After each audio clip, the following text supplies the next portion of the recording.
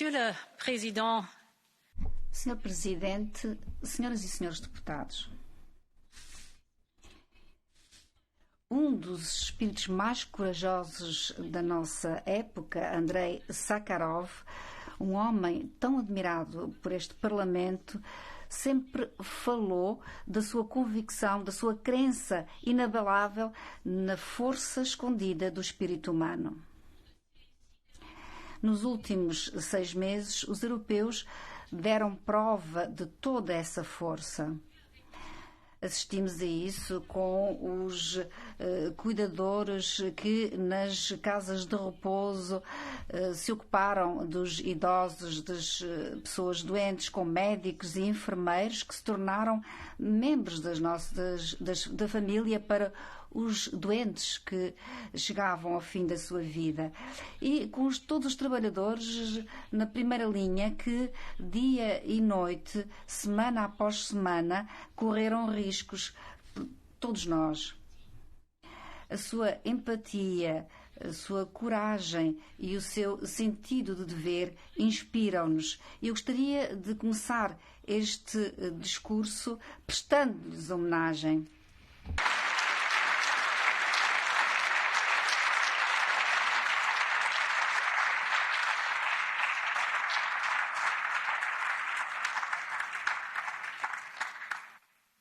their stories also reveal a lot. E as suas histórias revelam também muito sobre o estado do nosso mundo e o estado da nossa União. Mostram o poder da humanidade e o sentido do luto que durante muito tempo permanecerá na nossa sociedade e expõe-nos as fragilidades que nos circundam. Um vírus milhares de vezes mais pequeno do que um grão de areia mostra-nos quão delicada pode ser a vida. Mostra as tensões dos nossos sistemas de saúde e os limites de um modelo que valoriza a riqueza acima do bem-estar. Mostrou-nos a fragilidade do planeta a que assistimos todos os dias através do derretimento dos glaciares, da combustão das florestas e agora através de pandemias globais.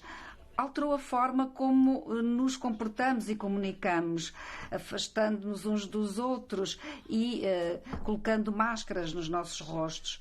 Mostra-nos de que forma é frágil a nossa comunidade de valores e como pode ser posta em questão rapidamente em todo o mundo e aqui também na nossa União. Mas as pessoas querem sair deste mundo do corona, querem sair desta fragilidade, querem sair desta incerteza e estão prontos para a mudança e querem continuar o seu caminho. Este é um momento para a Europa liderar este caminho, passando da fragilidade a uma nova vitalidade. E é sobre isso que eu gostaria de vos falar hoje. Excelentíssimos senhores deputados, digo isto porque nos últimos meses nós redescobrimos o valor daquilo que temos em comum. Enquanto indivíduos, todos nós sacrificamos uma parte da nossa liberdade pessoal em prol da segurança de todos. E enquanto União, todos partilhamos uma parte da nossa soberania em prol do bem comum. Transformamos o medo e a divisão entre os Estados-membros em confiança na nossa União. Mostramos que é possível e aquilo que é possível quando confiamos uns nos outros e quando confiamos nas instituições europeias. E foi tudo isso que nós escolhemos não só reparar e recuperar agora, mas também partilhar e formar um mundo melhor para o mundo de amanhã. Isto é a nova geração Europa. É a nossa oportunidade de fazer com que as coisas aconteçam e mudem não por conceição, nem por catástrofe, nem por imposição de outros no mundo. Queremos criar oportunidades para o mundo da amanhã e não só pensar nas contingências do mundo de ontem. Temos tudo o que é necessário para que isso aconteça. libertar-nos das velhas desculpas e dos velhos confortos. Temos uma visão, temos um plano, temos investimento. Chegou agora a altura de pormos mãos à obra. Esta manhã enviei uma carta de intenções ao presidente Sassoli e à chanceler Merkel, em nome da presidência alemã, estabelecendo o plano da Comissão para o próximo ano. Eu não irei apresentar aqui todas as iniciativas, mas gostaria de vos falar daquilo que a nossa União se deve concentrar nos próximos 12 meses. Excelentíssimos senhores e senhoras deputados, o povo da Europa ainda está a sofrer. É um período de profunda ansiedade para milhões de pessoas que estão preocupados com a saúde dos seus familiares, com o futuro dos seus postos de trabalho, ou simplesmente estão a ter dificuldades em chegar ao fim do mês. A pandemia e a incerteza que a acompanha não está terminada e a recuperação ainda está numa fase inicial. Assim, a nossa primeira prioridade é avançarmos, estarmos presentes para aqueles que precisam. E, graças à nossa economia de mercado única, mercado social única, a Europa pode precisamente fazer isso. Acima de tudo, trata-se de uma economia humana que nos protege contra os grandes riscos da vida. A doença, falta de sorte, desemprego, pobreza. Oferece estabilidade e ajuda-nos a absorver melhor os choques. Cria oportunidades e prosperidade, promovendo a inovação, o crescimento e a concorrência justa. Nunca como agora, essa promessa de proteção, estabilidade e oportunidade foi tão importante como o é atualmente. E eu gostaria de vos explicar porquê. Em primeiro lugar, a Europa tem que continuar a proteger a vida das pessoas. Isso é ainda mais importante durante uma pandemia que não dá sinais de perder intensidade. Sabemos que os números podem fugir ao nosso controle, portanto, temos que continuar a lidar com esta pandemia com extremo cuidado, responsabilidade e unidade.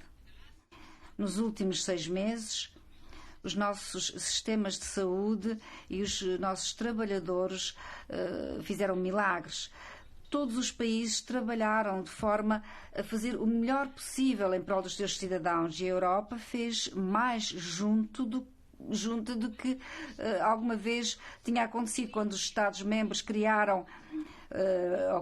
fecharam fronteiras. Nós criámos corredores verdes para as mercadorias. Quando 600 mil cidadãos europeus ficaram retidos noutros países, a União Europeia trouxe-os para casa. Nós garantimos que os bens, os medicamentos pudessem chegar onde fossem necessários. Nós aumentámos a produção também de máscaras, luvas, testes e ventiladores. O nosso mecanismo de proteção civil garantiu-nos que, por exemplo, médicos da Roménia pudessem tratar pacientes na Itália, ou um país que a Letónia pudesse enviar máscaras para os vizinhos bálticos. Portanto, temos que criar uma Europa da saúde mais forte. Chegou a altura de o fazermos.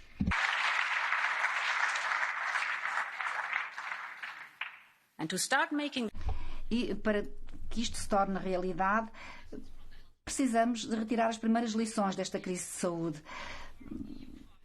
Temos que fazer com que o nosso programa EU for Health seja forte, e assim eu propus aumentar os fundos, e estou muito grata pelo facto de este Parlamento estar disposto a lutar por mais fundos e eliminar os cortes feitos pelo Conselho Europeu. Temos que reforçar a nossa capacidade de gestão da crise em todos os níveis. E, como primeiro passo, nós propomos que seja reforçado reforçada a Agência Europeia de Medicamentos e o ECDC, ou seja, o nosso Centro para Prevenção e Controlo de Doenças. Enquanto segundo passo, nós iremos criar uma BARDA europeia, ou seja, uma agência para investigação e desenvolvimento biomédico avançado. Esta nova agência irá apoiar a nossa capacidade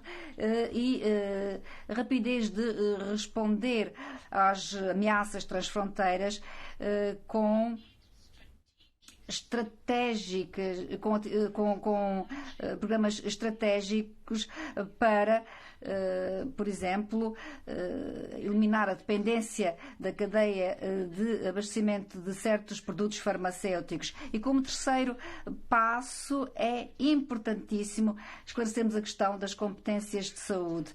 E é uma tarefa urgente e nobre fazê-lo na Conferência sobre o Futuro da Europa. And finalmente, e uma vez que foi uma crise global e temos que tirar lições também a nível global, é por essa razão que eu, com o Primeiro-Ministro Conte e com a presidência do G20, a presidência italiana, irei convocar uma cimeira global da saúde no próximo ano na Itália. Isso irá mostrar aos europeus que a nossa União está presente para os proteger a todos. E é isso exatamente isso que nós fizemos em relação aos trabalhadores. Quando assumi funções, prometi criar um instrumento de proteção dos trabalhadores e das empresas de choques externos. Porque sabia, devido à minha experiência enquanto Ministra do Trabalho e de Assuntos Sociais, que estes programas funcionam. Mantém as pessoas no trabalho, mantém as competências nas companhias e ajuda as pequenas e médias empresas, que são o motor da nossa economia e que serão também o motor da nossa recuperação. E é por essa razão que a Comissão criou o programa SURE. E gostaria de agradecer ao Parlamento por ter trabalhado num prazo recorde. Se a Europa até agora evitou desemprego de massa que assistimos noutros lugares, em parte deve-se ao facto de cerca de 40 milhões de pessoas terem se candidatado a estes programas de trabalho a curto prazo. Isto significa que 16 países vão receber em breve 90 mil milhões de euros do programa SURE para ajudar as suas empresas e as companhias. Da Lituânia à Espanha, iremos ajudar as famílias que precisam de dinheiro para colocar comida na mesa e pagar a sua renda. Irá ajudar também a proteger milhões de postos de trabalho, rendimentos e companhias em toda a Europa. Isto é, de facto, a verdadeira solidariedade europeia em ação e reflete o facto de que na nossa União a dignidade do trabalho deve ser considerada sacra. Mas a verdade é que, para muitas pessoas, o trabalho já não paga. O dumping salarial destrói a dignidade do trabalho, penaliza o empresário que paga salários dignos e distorce a concorrência justa no mercado único. E assim a Comissão irá apresentar uma proposta jurídica para apoiar os Estados-membros a criar um quadro para salários mínimos. Todos devem ter acesso. Todos devem ter acesso ao salário mínimo, quer através de acordos coletivos ou através de salários mínimos estatutários. Eu defendo a contratação coletiva e a proposta irá respeitar plenamente as competências e tradições nacionais. Assistimos em muitos Estados-membros ao facto de eles terem introduzido salários mínimos através de contratação coletiva. Isso garante a segurança do trabalho e cria justiça quer para os trabalhadores, quer para as empresas que valorizam. Assim, os salários mínimos funcionam e chegou à altura, de facto, do trabalho pagar. A segunda promessa da economia social de mercado é a estabilidade. Mostrando que estava unida, a Europa deu a estabilidade que as nossas economias precisavam. Não nos devemos esquecer que quando a crise nos atingiu, a Comissão imediatamente lançou a cláusula de saída geral pela primeira vez na história. Flexibilizámos os fundos europeus e as ajudas estatais. Autorizámos mais de 1 bilhão de euros para apoiar as empresas e a indústria, desde os pescadores na Croácia, os agricultores na Grécia, pequenas e médias empresas na Itália ou freelancers na Dinamarca. O Banco Central Europeu tomou ações decisivas com o programa PEPP. A Comissão propôs Next Generation EU. Esta casa fez com que tudo fosse votado rapidamente. Excelentíssimas senhoras e senhores, pela primeira vez e durante um período excepcional, a Europa criou os seus instrumentos comuns que complementam os estabilizadores orçamentais nacionais. É um momento de unidade extraordinário na União Europeia. É algo que devemos estar absolutamente orgulhosos. Foi algo que nós fizemos. Agora chegou a altura de continuarmos. Nós todos vimos quais são as previsões. As nossas economias irão começar a movimentar-se depois de uma caída do PIB de 12% no segundo trimestre. Mas o vírus ainda permanece e a incerteza também na Europa e no mundo. Por isso, não é a altura de retirarmos o nosso apoio. As nossas economias precisam de continuar a ser apoiadas e tem que haver um equilíbrio delicado entre fornecer apoio financeiro e, ao mesmo tempo, garantir a sustentabilidade orçamental. A longo prazo, não há não há outra forma de termos estabilidade e concorrência senão através de uma união monetária e económica forte. A confiança no euro nunca foi tão forte como agora. O acordo histórico sobre a Next Generation EU mostra o apoio político que ele tem. E temos que aproveitar esta oportunidade para fazer reformas estruturais nas nossas economias e completar a união de mercados de capital e a união bancária. Mercados de capital profundos e líquidos são essenciais para dar às empresas o financiamento que precisam para crescer e investir na recuperação da Europa. E são também um pré-requisito para reforçar o papel internacional da União Europeia. Portanto, mãos à obra e devemos concretizar finalmente este projeto de geração. E a outra promessa importante é uma promessa de oportunidades. A pandemia recorda-nos que há muitas coisas que talvez tenhamos esquecido ou considerado óbvias. Fomos recordados que as nossas economias estão interligadas e que um funcionamento pleno do mercado interno é fundamental para a nossa prosperidade e pela forma como fazemos as coisas. O mercado único significa oportunidade para os consumidores terem de facto valor pelo seu dinheiro. Uma companhia pode vender em toda a Europa e a oportunidade também da indústria poder orientar a competitividade global e, acima de tudo, trata-se de uma oportunidade de aproveitar todas as liberdades que nós, enquanto europeus, defendemos, dar às nossas companhias aquilo que elas precisam para serem prósperas e serem um porto seguro em períodos de dificuldade. Devemos fazer tudo para facilitar as nossas vidas e é crítico, é fundamental para ultrapassarmos a crise e recuperar a nossa força. Vamos, portanto, agir. Temos que partir e acabar com as barreiras do mercado único. Temos que cortar nas dificuldades, na burocracia e avançar o mais rapidamente possível.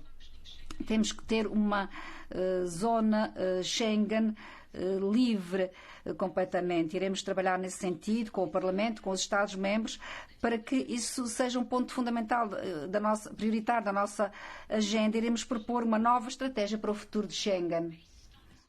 Baseado neste mercado interno forte, a indústria europeia tem dado poder à nossa economia, fornecendo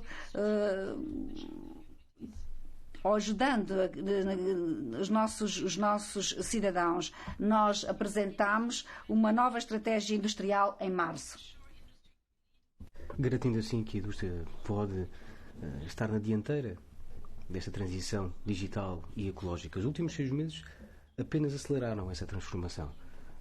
Numa altura em que todo o a panorâmica global é muito competitiva e está em grande mudança. Por isso mesmo que temos que manter o passo e teremos também de atualizar a nossa estratégia industrial no primeiro semestre do ano que vem e adaptar também todo o nosso enquadramento que deverá também manter-se atualizado. Ilustres eurodeputadas e eurodeputados, tudo isto fará com que a Europa volte a estar de pé. Mas ao sairmos desta crise juntos, temos também que nos empurrar para a frente, para o mundo do amanhã. E não há uma maior urgência para essa aceleração. Não há uma maior necessidade de agir do que quando falamos do futuro do nosso planeta frágil. Grande parte da atividade mundial congelou durante as quarentenas. No entanto, o planeta continua a aquecer perigosamente. E vemos a toda a nossa volta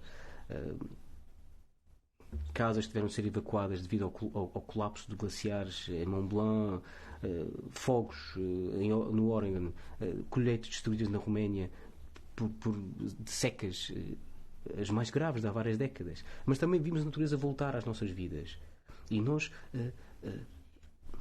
desejávamos ter esses espaços mais verdes, ar mais limpo, para o nosso bem-estar psicológico e mental. Sabemos que essa mudança é necessária e também sabemos que é possível. O nosso Green Deal europeu é a planta para podermos avançar com essa transformação.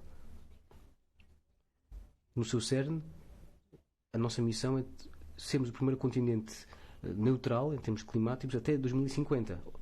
Mas não podemos fazê-lo mantendo o status quo. Temos de avançar mais rapidamente e fazer as coisas melhor.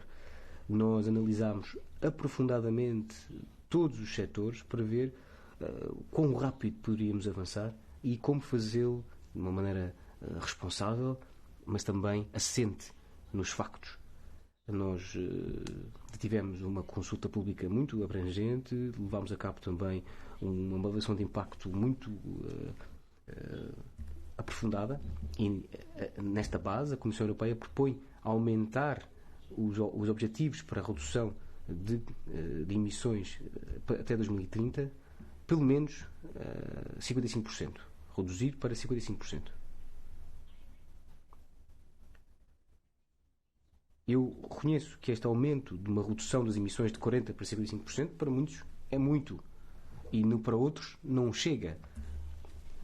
Mas a nossa avaliação de impacto demonstra claramente que a nossa economia e as nossas indústrias conseguem gerir tudo isto e querem fazê-lo também.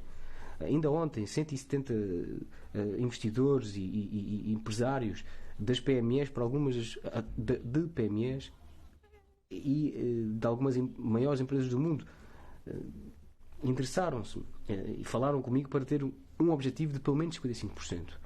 E a nossa avaliação de impacto mostra claramente que aquilo que poderia encarrilar a União Europeia definitivamente nesta senda da neutralidade climática até 2050 e também no sentido de cumprirmos com as nossas obrigações do Acordo de Paris. E se outros seguirem o nosso exemplo, o mundo poderá manter esse aquecimento global abaixo do 1,5 do grau e meio. Eu estou ciente que há muitos dos nossos parceiros que estão muito longe disso, mas temos de consegui-lo, e voltarei a falar deste mecanismo de ajuste do carbono fronteiriço mais tarde. Mas este objetivo de 2030 é ambicioso, alcançável e é benéfico também para a Europa. Podemos fazê-lo e já o demonstramos. As emissões caíram 25% desde 1990. E a nossa economia cresceu mais de 60%. A diferença agora é que temos a tecnologia, temos muito mais conhecimento e temos também mais investimento. E já estamos a avançar nesta economia circular com uma produção neutral carbónica. E nós queremos estar na dianteira. Nós temos cada vez mais jovens que querem a mudança. Temos realmente a prova que aquilo que faz bem ao clima é também bom para as empresas, para os negócios, para todos nós. E temos esta promessa solene de não deixar ninguém ficar para trás nesta transformação. Com o nosso Fundo Justo para uma Transição Justa, vamos também avançar com apoio às regiões que têm mais custos e mudanças maiores à sua frente. Nós temos tudo à nossa mão. É a nossa responsabilidade de o implementar e fazer com que isso aconteça. E eu quero que estejam do meu lado. Convido-vos. Só o podemos fazer juntos. Esta é a nossa missão a nível europeu. Ilustres senhores deputadas e eurodeputados. Alcançar este novo objetivo, esta nova meta, irá reduzir a nossa dependência em importação energética. Irá criar milhões de postos de trabalho adicionais. E irá reduzir mais de metade a poluição do ar. Para lá chegarmos, temos que começar já. No próximo verão, iremos rever toda a nossa legislação energética e climática para que possa ser apta a este objetivo dos 55%. Queremos aumentar trocas comerciais de emissões, aumentar as energias renováveis, eficiência energética, reformar também a tributação energética, mas a missão deste novo Acordo Verde Europeu, o Green Deal, é muito mais do que apenas reduzir ou cortar emissões. Isso é importante também, mas é também sobre modernização sistémica transversal à nossa economia, sociedade e indústria. É criar um mundo mais forte no qual possamos viver. Os nossos atuais níveis de consumo de matérias-primas, energia, água, alimentos e de terreno, não são sustentáveis.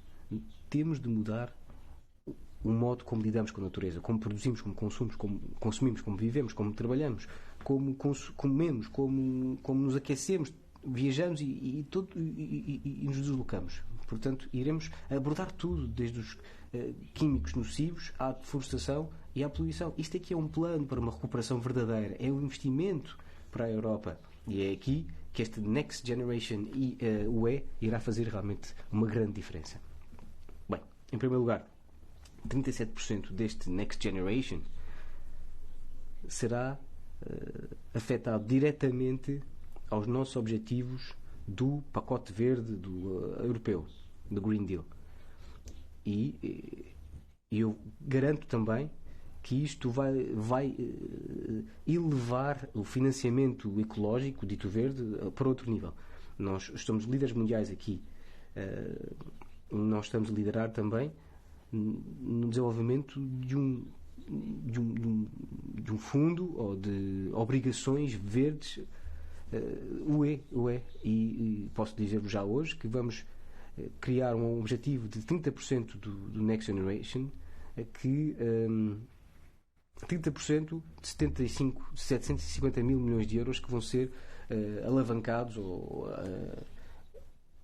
gerados ou criados pelas obrigações verdes. Em segundo lugar, a Next Generation também deve investir em projetos europeus com hidrogênio, renovação mas posso também dizer-vos como é que funciona. 2 semanas atrás, na Suécia, tivemos um projeto piloto único que irá substituir o carvão por hidrogênio para produzir aço limpo, por assim dizer. E isto demonstra o potencial do hidrogênio. E eu quero que nós consigamos ter novos vales de hidrogênio europeus, por assim dizer, para podermos modernizar as nossas indústrias, para alimentar os nossos veículos e dar uma nova vida às áreas rurais. Segundo exemplo, são os edifícios nos quais vivemos e onde trabalhamos. Os nossos edifícios geram mais de 40% das nossas emissões. Temos de os tornar menos poluentes, menos custosos e mais sustentáveis.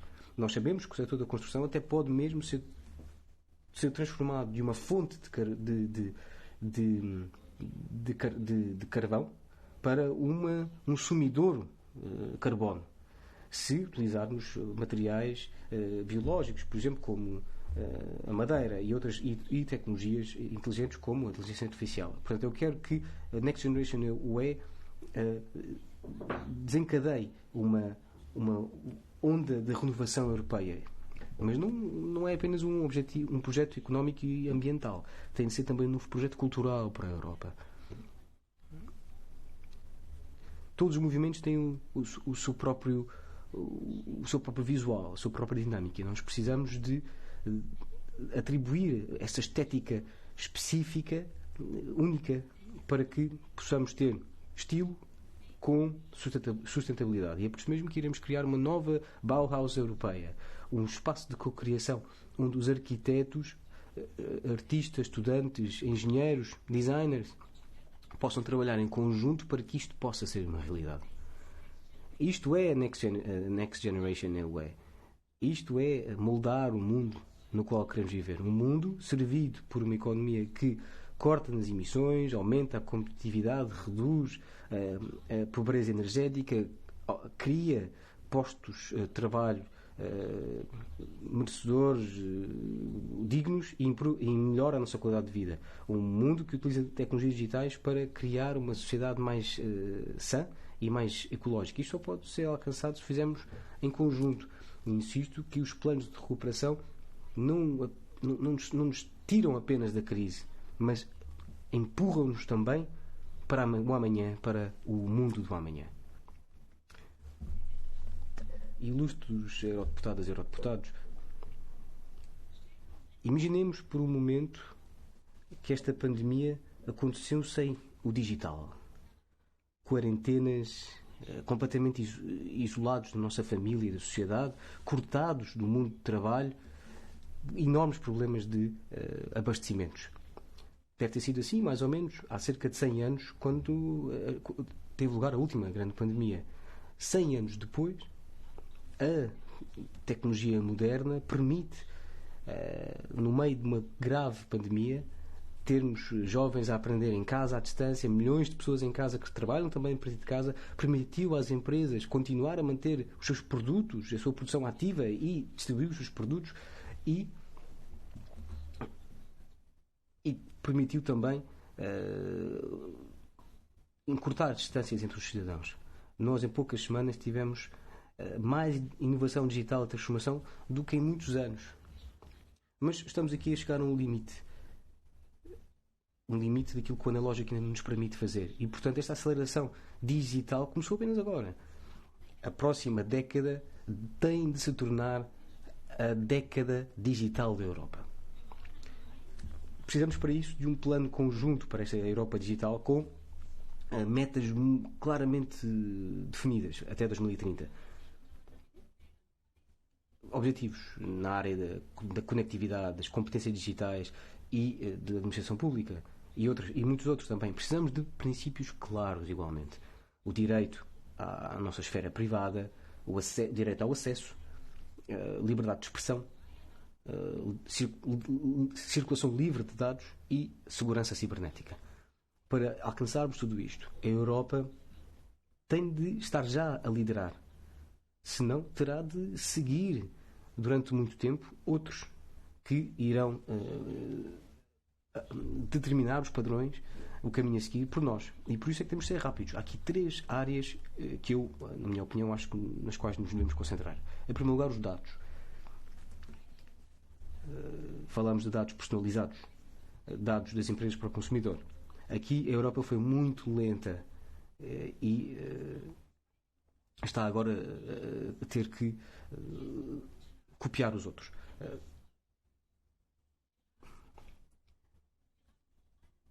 Nos dados industriais não pode acontecer o mesmo, mas é uma boa notícia que a Europa está aqui a liderar. Nós temos a tecnologia e temos tudo, sobretudo, a vontade da indústria. Mas não ganhamos a corrida ainda, porque o volume dos dados industriais no mundo nos próximos 5 anos irá quadriplicar. E, portanto, temos já de dar essa possibilidade às empresas, às startups, aos investigadores, de utilizarem todo o seu potencial, porque estes dados industriais valem o seu peso em ouro no que diz respeito a desenvolver novos produtos e novos serviços. É uma realidade que ainda que não está refletida ainda. 80% dos dados industriais não são nunca utilizados. É um desperdício. Portanto, uma verdadeira economia de dados seria um motor fortíssimo para a inovação e para novos postos de trabalho. E por isso mesmo é que nós temos que garantir estes dados para a Europa e depois disseminá-los, ou podê-los disseminá-los amplamente. Precisamos de espaços de dados comuns, como por exemplo na área da saúde ou da energia, que temos que reforçar também os nossos clusters de inovação nas universidades, nas empresas, em instituições de investigação, para que todos possam aceder a esses dados e trabalhar em conjunto. E por isso, num enquadramento do Next Generation EU, vamos ter uma nuvem europeia, uma cloud europeia, com base na Gaia X. A segunda área no qual também nos queremos concentrar é a tecnologia. E aqui, sobretudo, falo-vos da inteligência artificial. Quer se trate de engenharia de precisão na agricultura ou de diagnósticos médicos super precisos ou de condução autónoma segura, a inteligência artificial pode-nos abrir portas para esse mundo, mas também precisamos, neste novo mundo, de regras. E os algoritmos não têm que ser, ou não podem ser uma black box, uma caixa negra. Temos de ter regras claras quando as coisas correm mal. A Comissão, no próximo ano, irá apresentar uma proposta de lei adequada. E iremos também nos debruçar sobre o controlo dos nossos próprios dados pessoais, que ainda hoje em dia temos pouco controle, não é? Sempre que um novo website nos pede para criar uma nova identidade digital ou que nos pede para nos inscrevermos numa nova plataforma, nós não temos realmente ideia nenhuma do que é que está a acontecer com os nossos dados. E isso tem de parar. E por essa razão, a Comissão, em primeiro lugar, irá propor uma identidade digital europeia segura.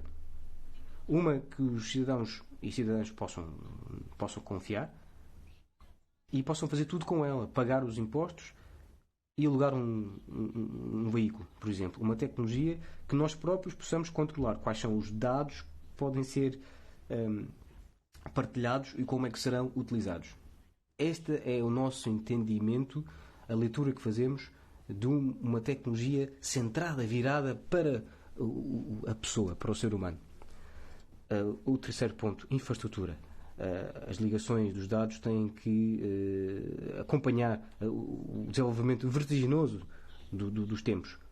E se queremos realmente dar uma boa oportunidade à Europa, não podemos então deixar que 40% das pessoas que estão nas áreas rurais não tenham ainda acesso a uma internet de banda larga e rápida. A banda larga é agora uma pré-condição para trabalhar a partir de casa, para aprender, ter aulas a partir de casa, comprar, etc. Portanto, sem uma banda larga hoje em dia nenhuma empresa se pode pôr de pé. E, portanto, estes dados rápidos, por assim dizer, são um pré-requisito E também uma grande oportunidade para a revitalização dos nossos espaços rurais. Só assim é que os nossos espaços rurais poderão realmente utilizar todo o seu potencial e, uma vez mais, nesse caso sim, atrair novos investimentos, novas pessoas. Esse novo empurrão de investimentos através do Next Generation UE será uma oportunidade única para podermos transformar e fazer progredir também, tendo mais recôndita a aldeia. Por isso, queremos também desenvolver o 5G, o 6G e a fibra óptica. O Next Generation UE é também uma ótima oportunidade que deve ser utilizada para termos uma abordagem europeia comum para a conectividade e para o desenvolvimento de uma infraestrutura digital. Tudo isto não é um fim por si próprio. Trata-se aqui de termos soberania digital europeia, do mais pequeno para o maior. E nesse sentido, regozijo-me com o facto de poder termos um investimento de 8 mil milhões de euros na próxima geração de supercomputadores, tecnologia de ponta, made in Europe.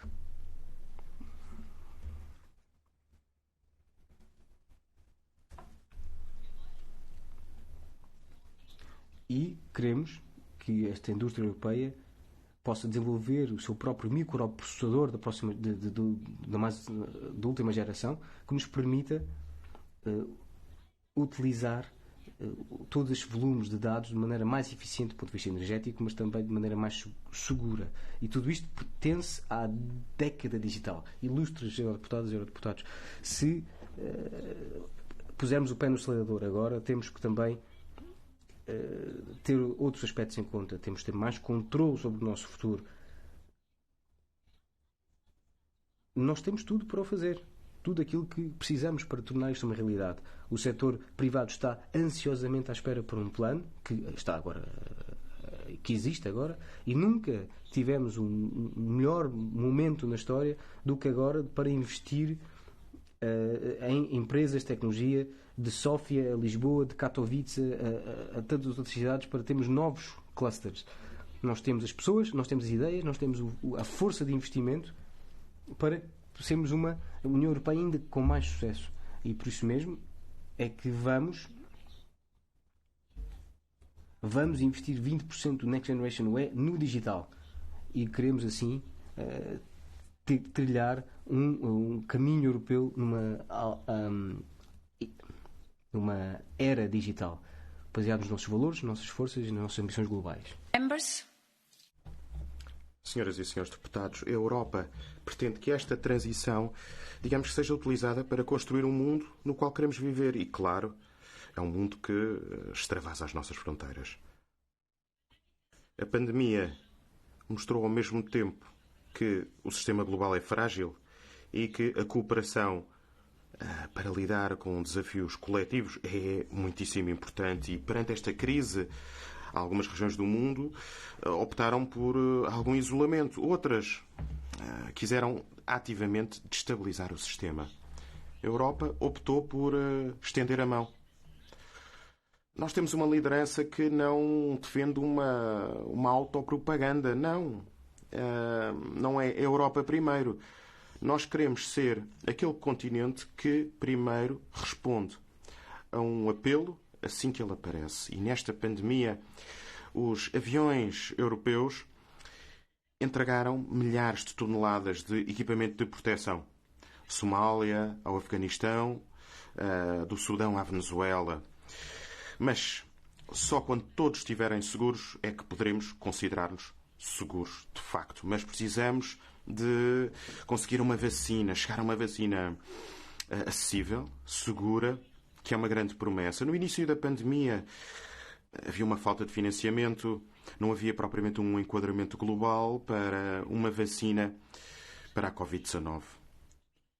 Havia apenas uma vontade de ser o primeiro a chegar lá. E nesse momento, a União Europeia assumiu uma responsabilidade global. E graças à cooperação com a sociedade civil, com o G20, com a OMS, nós conseguimos reunir mais de 40 países. E chegámos a 16 mil milhões de euros de fundos para financiar investigação para encontrarmos uma vacina, desenvolvermos testes, chegarmos a medidas de tratamento para o mundo inteiro. Este é o verdadeiro trunfo da União Europeia. E não chega a apenas chegarmos a descobrir uma vacina. Não. Nós queremos que os cidadãos europeus e aqueles noutras regiões do mundo tenham acesso a uma vacina. E em setembro deste ano, a União Europeia associou-se ao mecanismo global COVAX, contribuiu em 400 milhões de euros para ajudar à disponibilização de vacinas seguras. Não apenas para aqueles que as podem comprar, mas para todos aqueles que precisam. Porque nós sabemos que o nacionalismo das vacinas coloca as vidas em risco. Só uma cooperação na busca de uma vacina é que salva vidas.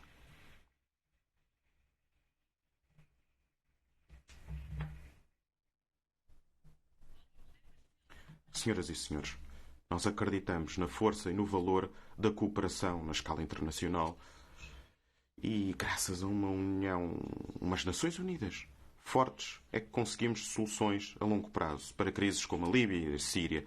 É com uma Organização Mundial de Saúde forte que conseguimos dar uma resposta a pandemias globais ou surtos locais. Corona, ébola, qualquer que seja. E graças a uma Organização Mundial do Comércio forte é que conseguimos concorrência justa. Mas verdade seja dita que temos que revitalizar e reformar o sistema multilateral. Agora mais do que nunca. O nosso sistema global chegou a uma fase de paralisia crescente. Grandes potências estão a afastar-se deste xadrez e estão a tornar estas instituições reféns dos seus interesses. Claro que precisamos de mudar, mas precisamos de uma mudança por defeito e não através de uma destruição do nosso sistema internacional. Por esta mesma razão, pretendo que a União Europeia esteja à frente das reformas da OMS e da OMC, para que estejam à altura das necessidades do mundo em que vivemos. Mas sabemos que as reformas multilaterais levam o seu tempo e, entretanto, o mundo não para. Sem dúvida alguma, precisamos de posições claras assumidas na Europa para a cena internacional. E há 2 dias teve lugar uma reunião ao mais alto nível entre a União Europeia e a China. E a relação entre a União e a China, ao mesmo tempo, é uma das mais importantes do ponto de vista estratégico e do ponto de vista dos desafios que temos pela frente. E logo desde o início que temos vindo a dizer que a China é um parceiro de negociação, é um concorrente económico e um rival sistémico. Existem interesses em comum, por exemplo, à volta das alterações climáticas, e a China mostrou que quer dialogar connosco ao mais alto nível. Mas também queremos que a China respeite os compromissos assumidos no Acordo de Paris e que seja um exemplo. Do ponto de vista económico, também há muito trabalho a fazer. Quanto a um acesso justo ao mercado, deve haver reciprocidade. É muito importante. Mas continuamos a ter uma parceria de investimento e comercial desequilibrada. Claro, temos diferentes sistemas de governação e de sociedade, tanto na União Europeia como na China, mas acreditamos no valor universal da democracia e nos direitos do indivíduo. A Europa tem os seus problemas. Pensem, por exemplo, no aumento do antissemitismo. Mas críticas, oposição, nós discutimos estas realidades em público. Mas sabemos que existe um debate aberto sobre todas estas questões. Temos, assim, que denunciar abusos aos direitos humanos sempre que ocorrem em Hong Kong ou com a comunidade uigur.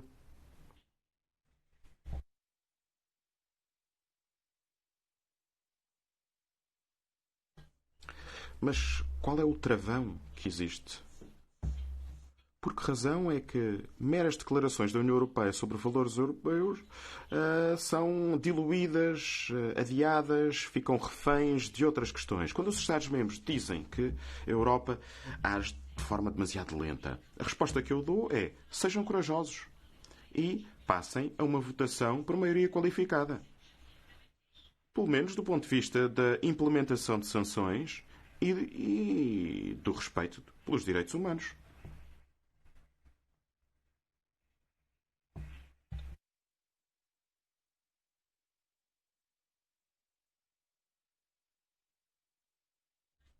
Este Parlamento Europeu, por muitas vezes, apelou à instituição de um ato europeu Magnitsky. E agora posso declarar que vamos apresentar uma proposta. Precisamos de completar esta nossa caixa de ferramentas.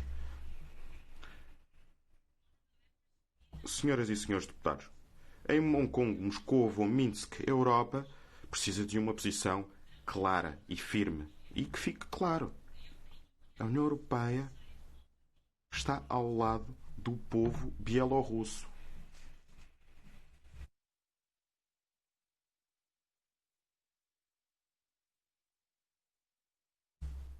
Todos nós vimos e nos sentimos comovidos com a enorme coragem de manifestantes que se reuniram na Praça da Independência e das manifestações de mulheres temerárias.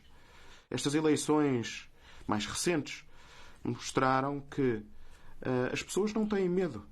O povo bielorrusso deve ser livre para decidir o seu próprio futuro. Não são meras peças num tabuleiro de xadrez.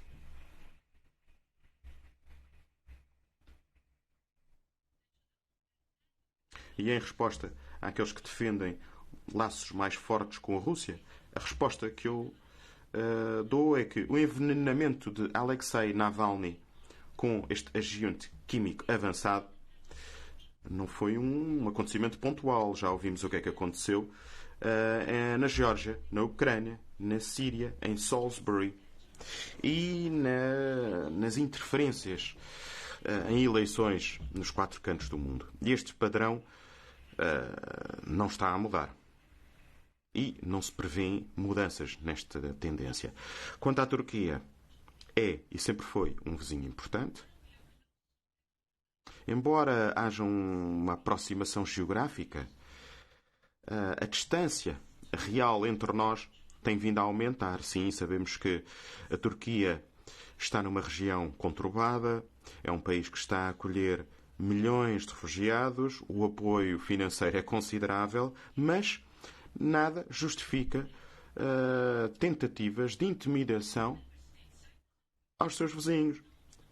Quanto aos nossos Estados-membros, Chipre e Grécia podem contar sempre com a solidariedade europeia para que os seus direitos soberanos legítimos sejam protegidos.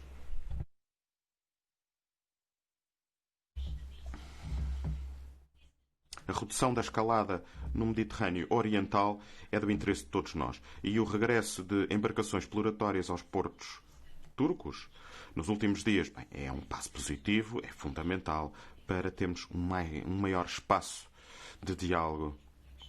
Sem ações unilaterais. Queremos que as negociações sejam retomadas em boa fé para abrirem caminho para o futuro. É o único caminho em direção a soluções duradouras e estáveis. Senhoras e senhores deputados, para além de uma resposta mais assertiva aos eventos globais, a Europa tem fundamentalmente que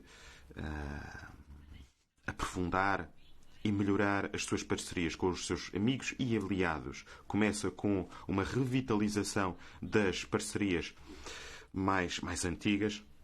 Talvez não concordemos sempre com as últimas decisões oriundas da Casa Branca, mas temos que acarinhar esta aliança transatlântica, porque temos valores, temos uma história comum e temos uma ligação inquebrantável entre os dois povos. E nós queremos criar uma nova agenda transatlântica para reforçar a nossa parceria bilateral do ponto de vista comercial, tecnológico, fiscal. E é um sistema internacional que estamos dispostos a criar em conjunto, para construirmos este sistema em conjunto. Porque há aqui um interesse comum que está em jogo. São necessários novos inícios com velhas amizades. Dos dois lados do Atlântico. Mas também dos dois lados do Canal da Mancha.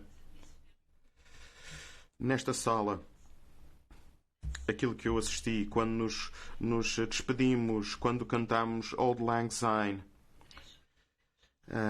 vimos o símbolo de sentimento, o sentimento que sentimos para o povo britânico, que nunca vai desaparecer.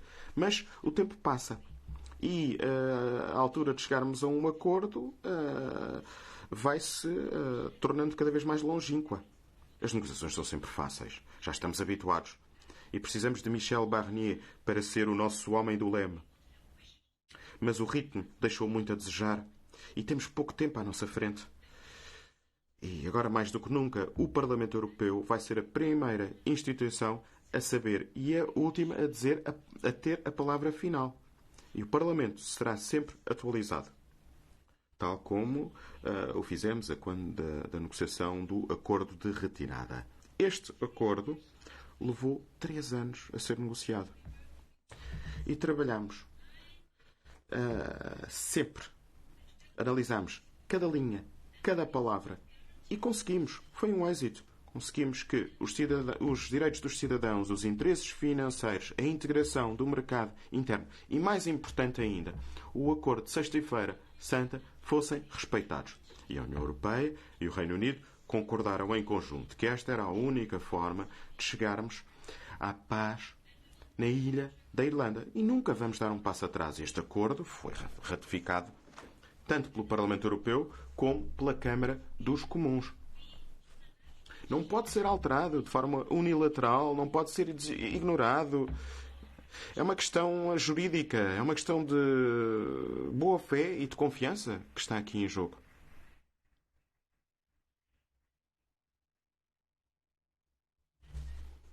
E não sou apenas eu que o digo. Margaret Thatcher disse: o Reino Unido não viola tratados. Seria mau para o Reino Unido, mau para as relações que temos com o resto do mundo e mau também para qualquer futuro tratado comercial. Na altura era verdade e agora também o é.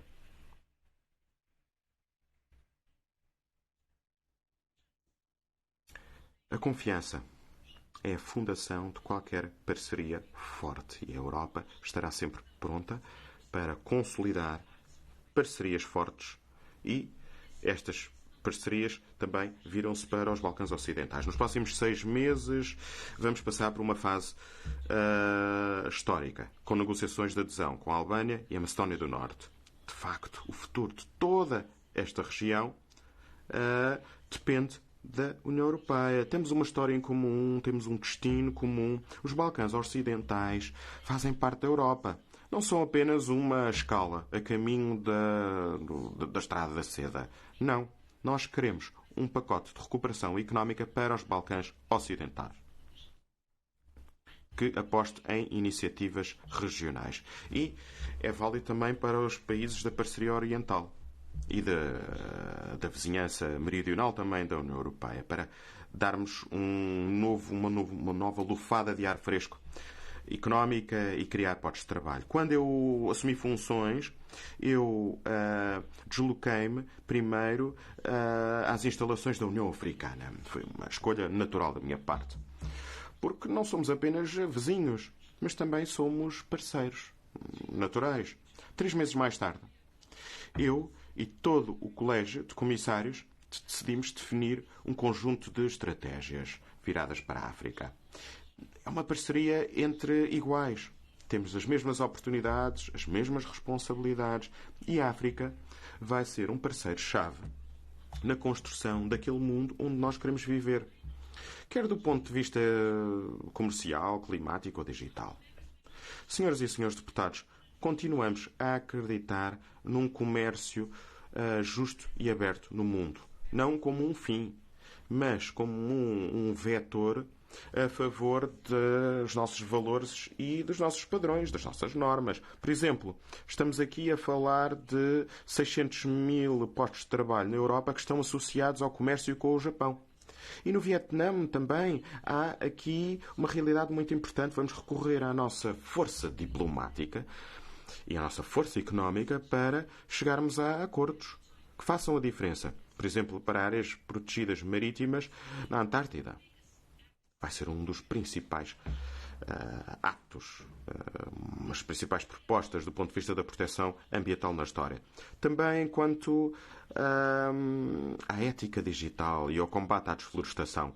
Nós queremos parcerias com regiões que pensem como nós. As democracias asiáticas, a Austrália, a África, Américas, etc. E queremos também uma globalização justa. A globalização não pode ser vista como favas contadas. Insistimos num pé de igualdade justo e a Europa irá sempre avançar, acompanhando os seus parceiros. Voltaria agora a este mecanismo de ajustamento do carbono nas fronteiras. O carbono tem que ter o seu preço, porque a natureza já não pode pagar este preço. E este mecanismo de ajustamento de carbono na fronteira deve permitir que produtores estrangeiros e importadores europeus reduzam as suas emissões de carbono. Sempre com um terreno de igualdade na OMC compatível. E o mesmo se aplica à tributação digital. Tudo faremos para chegarmos a um acordo no quadro do G20 e da OCDE. Mas que não haja dúvidas. Se não tivermos um acordo à altura de um sistema fiscal justo, com rendimentos sustentáveis a longo prazo, a Europa irá apresentar uma proposta no início do próximo ano. Eu quero que a Europa seja um continente defensor da justiça. E, senhoras e senhores deputados, se a Europa quiser ter um papel vital no mundo, deve insuflar uma nova vitalidade interna. Para avançarmos, temos que ultrapassar as fronteiras, as diferenças que constituíram um travão para nós. E este acordo histórico, o Next Generation EU, é paradigmático. Sabemos que houve novas regras fiscais ou orçamentais, houve auxílios estatais que foram negociados e estamos também a falar do SURE. Temos que pôr mãos à obra. Quanto às migrações, este tema já foi discutido muitas vezes e a migração foi sempre uma realidade no continente europeu. Durante séculos, foi a migração que definiu as nossas sociedades, enriqueceu as nossas culturas e moldou muitas das nossas vidas. E será sempre o caso. Como todos sabem, a crise das migrações em 2015 provocou enormes divisões entre os Estados-membros e há muitas feridas que ainda estão abertas. Já muita coisa foi feita, é verdade, mas há muita coisa por fazer. E se quisermos chegar a alguns compromissos, sem comprometermos no respeito pelos nossos princípios, podemos, de facto, encontrar uma solução. Na semana que vem, a Comissão Europeia irá apresentar um novo pacto para as migrações. A nossa visão será humana e humanitária. Salvar vidas no alto mar já não é uma mera opção. Deixou de ser uma opção.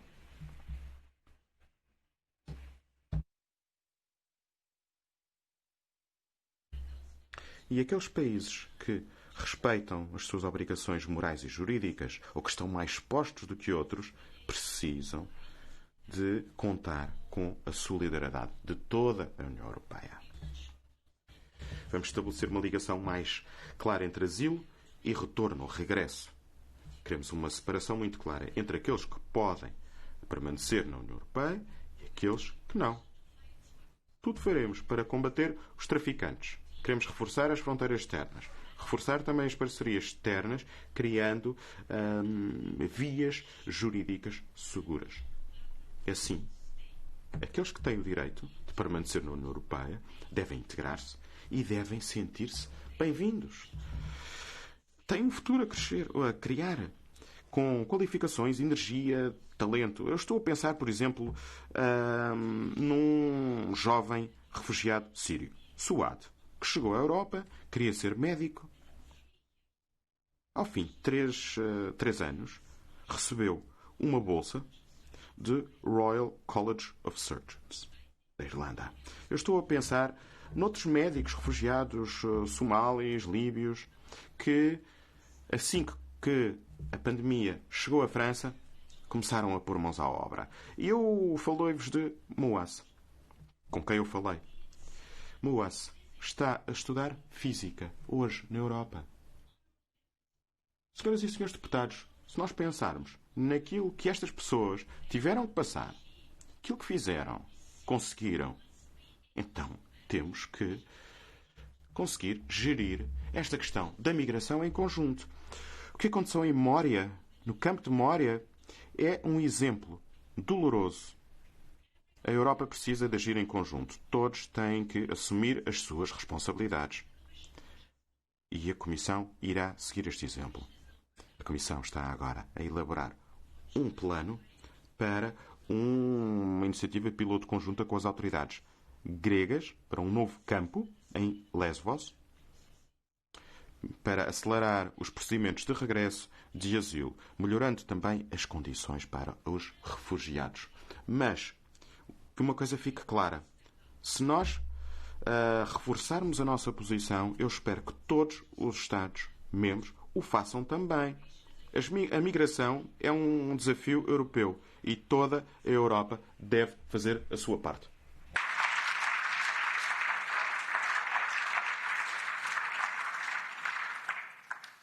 We must rebuild. Temos que reconstruir a confiança entre nós e avançarmos juntos. E essa confiança está no cerne da União Europeia e na forma como fazemos coisas juntos.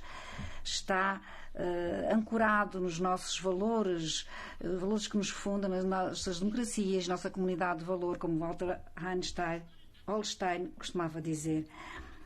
Não é um termo abstrato. O Estado de Direito ajuda a proteger as pessoas da lei dos poderosos.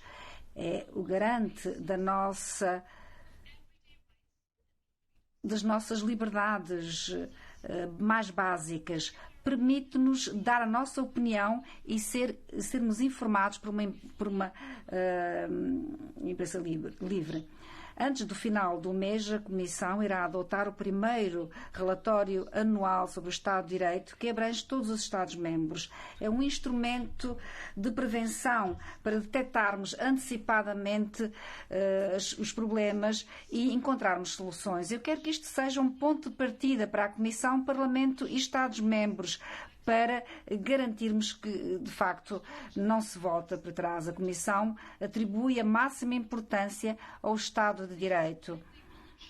É por esta razão que iremos garantir que haja dinheiro do nosso orçamento e da Next Generation EU que esteja protegido contra todo e qualquer tipo de fraude, corrupção ou conflito de interesses. Isso é não negociável. Mas os últimos meses recordaram-nos também que somos frágeis, temos o dever de sermos vigilantes e defender o Estado de Direito. Violações do Estado de Direito não podem ser toleradas. Eu irei continuar a defender a integridade das nossas instituições europeias, quer seja através da primazia do direito europeu, da liberdade da imprensa, da independência do setor judiciário ou venda de passaportes dourados. Os valores europeus não estão à venda.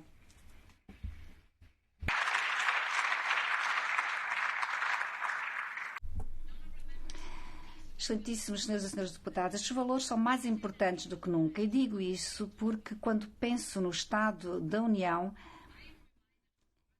recordo-me das palavras de John Hume, um dos grandes europeus que infelizmente faleceu este ano. Se tantas pessoas vivem em paz hoje na ilha da Irlanda, em grande parte isso deve-se à sua crença inabalável na humanidade e na resolução de conflitos. Ele costumava dizer que o conflito tinha a ver com a diferença e que a paz tinha a ver com o respeito da diferença. E ele recordou aqui no Parlamento, em 1998, o seguinte, cito, os visionários europeus decidiram que a diferença não é uma ameaça, a diferença é natural, a diferença é a essência da humanidade. Fim de citação. E estas palavras são tão importantes atualmente como eram no passado, porque quando olho à minha volta, perguntamos a nós próprios onde é que está a essência da humanidade quando 3 crianças em Wisconsin viram o seu pai ser abatido pela polícia quando estavam sentados no seu carro. Onde está a essência da humanidade quando máscaras de carnaval antissemitas estiveram em paradas nas nossas estradas? Onde está a essência da humanidade quando todos os dias a população roma está excluída da sociedade e outros são rejeitados devido unicamente à cor da sua pele ou à sua crença religiosa? Eu sinto-me orgulhosa de viver na Europa, nesta sociedade aberta de valores e diversidade. Mas mesmo aqui, na nossa União, estas histórias constituem uma realidade cotidiana para imensas pessoas. Isto recorda-nos que o progresso na luta contra o racismo e o ódio é frágil, é difícil de ganhar e perde-se facilmente. Portanto, chegou a altura agora de mudarmos, de criarmos uma união verdadeiramente antirracista que passe da condenação à ação. E a Comissão está a criar um plano de ação para terminar com essas situações. E nós iremos assim propor que seja alargada a lista de crimes europeus a todas as formas de crime de ódio e discurso de ódio, independentemente de ter a ver com a raça, a religião, o sexo ou o género. Ódio é ódio e ninguém deveria ser sujeito a isso.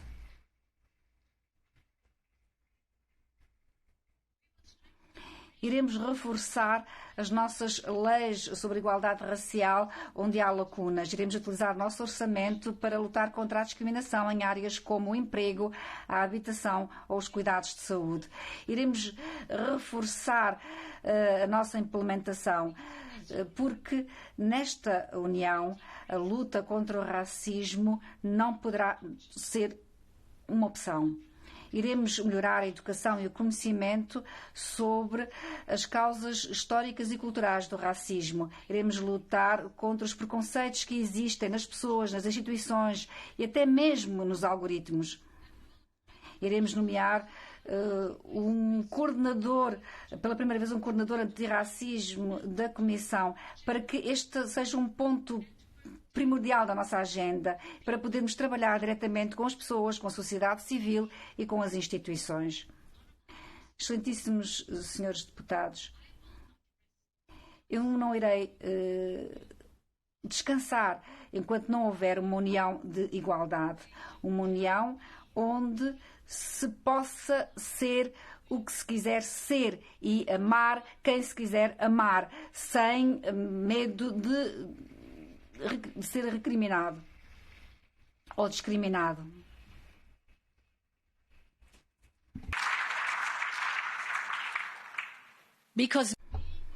Porque sermos nós próprios não é uma ideologia, é a nossa identidade. E ninguém nos pode tirar isso. Portanto, quero ser absolutamente clara.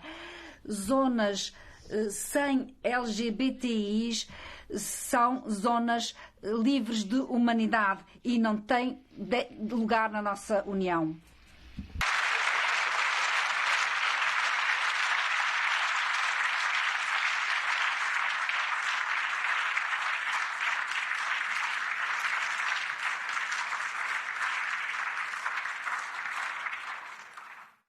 And to make sure that we E para terem certeza que apoiamos toda a comunidade, a Comissão irá criar uma estratégia para reforçar os direitos das pessoas LGBTI. E, para além disso, iremos insistir no reconhecimento mútuo das relações familiares na União Europeia, porque se é pai num país, também, obviamente, é-se pai em outro qualquer país.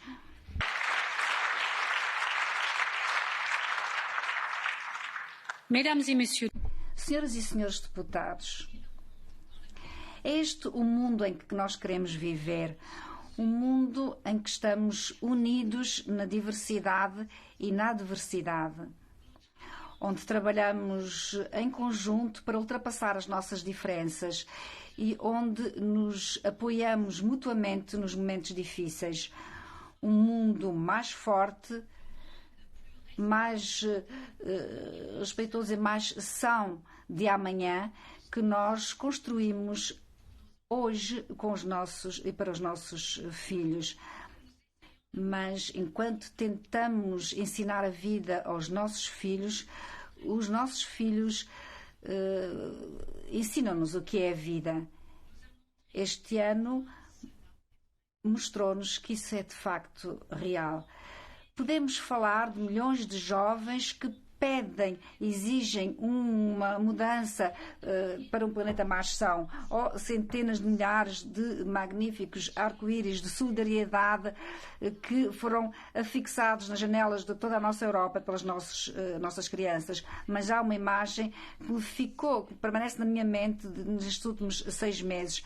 Uma imagem que vê o mundo através dos olhos das nossas crianças. É a imagem de Carola e Vitória, as duas jovens que jogam ténis nos tetos de casas na Ligúria, em Itália, durante o confinamento. Nessa imagem vê-se não só o talento e a coragem dessas raparigas, mas, sobretudo, é uma lição que elas nos dão. Uma lição de nunca se deixar bloquear pelos obstáculos que são colocados no nosso caminho. A lição de nunca sermos travados pelas convenções e de aproveitarmos sempre a oportunidade. Foi isso que Carola e Vitória e todos os jovens da Europa nos ensinam todos os dias em relação à vida. Essa é a próxima geração da Europa, Next Generation UE. Este ano a Europa seguiu o seu exemplo e deu um salto para a frente em conjunto. Quando precisámos encontrar uma via para o nosso futuro, não deixámos que as velhas convenções nos travassem. Quando sentimos a fragilidade à nossa volta, nós aproveitámos essa oportunidade para dar uma nova vitalidade à nossa União.